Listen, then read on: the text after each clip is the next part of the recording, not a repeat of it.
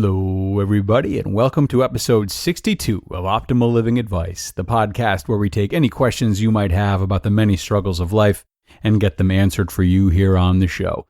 I am your host, certified life coach, Greg Audino. We've got a good old-fashioned relationship question on tap for you today, folks. Mysterious, suspicious behavior from a partner, and something most of us have or will deal with at some point. And today, we'll look at an example and how to handle it. So let's sit back, open our ears, and listen to this listener's question. I recently discovered on accident that my boyfriend has been in touch with at least one other woman online. Instead of getting mad, I asked him about it politely, and he admitted it. He said nothing was happening, that she was just an old friend, and I believe him because, to my knowledge, he has never gone outside of our relationship. Since then, he's been very secretive with his phone and computer, and not very good at communicating about anything, not to mention this other woman/women. I love him, and I believe in sticking things out, but I don't think it's right for him to be doing this. Is this relationship coming to an end, or do I keep trying to make it work? And there we have it. Good question. First of all, just want to give you major props for how you're handling all this. It seems you've taken a very mindful and communicative approach, not acted in a way that's overly aggressive, and it seems like you're more than willing to find the facts and give a second chance as opposed to just letting your ego take over and drive your brain off a cliff. No easy task indeed. So I do wish I know how that conversation you had with him left off, but alas, we can still talk here. All right, where to begin? I guess I'll start by just issuing a few reminders to you, or a few just make sures before I get into the meat of everything. So 2 things. First, you say he hasn't gone outside of the relationship, and you also said, to your knowledge. It's so great that you are looking at his track record and looking for patterns before jumping to strong conclusions. That's wonderful. If he's not gone out of the relationship thus far, that works to his advantage right now. But just remember, A, that you don't know that for sure, like you said, and B, that doesn't mean that trend can't start at some point. Not saying it will, but it could. I remind you of this because a lot of the time when we do feel so in love and are so committed to sticking things out, we'll stick too much to our partner's good qualities in times of turmoil, because that helps us to believe what we want or need to believe for our own health, right? It's denial for the sake of our own sanity, and while it makes sense, it is really destructive if we don't get objective about things when we need to. Now, the second reminder, or the second just make sure I want to issue, is about your feeling that his communication has started to dwindle since the initial confrontation. This may very well be true, especially if he's guilty of something that he's not coming forward with. And should he be guilty, it's in this behavior, this between the cracks behavior, that you'll need to look for changes if he's not going to come forward with it now or ever. That's why it's especially important to pay attention to this subtext of his behavior for hints.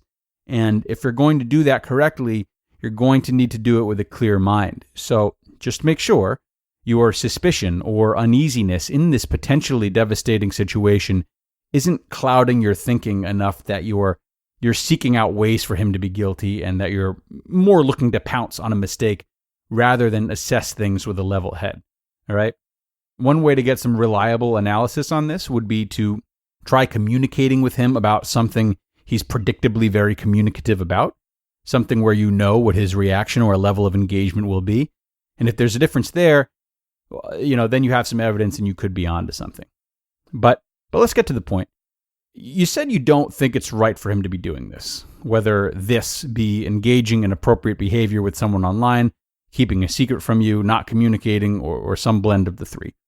There's a difference between doing something wrong and doing something wrong for the relationship the two of you have. Now, I'm not saying you feel this way, but I want to remind you that you do not own this man, nor would you if you were married. He can do what he wants. You two do have a commitment together, which comes with boundaries, however. So it's his prerogative to violate that boundary. But more importantly, it's your prerogative to decide just how many boundaries he can violate before you decide to do something about it.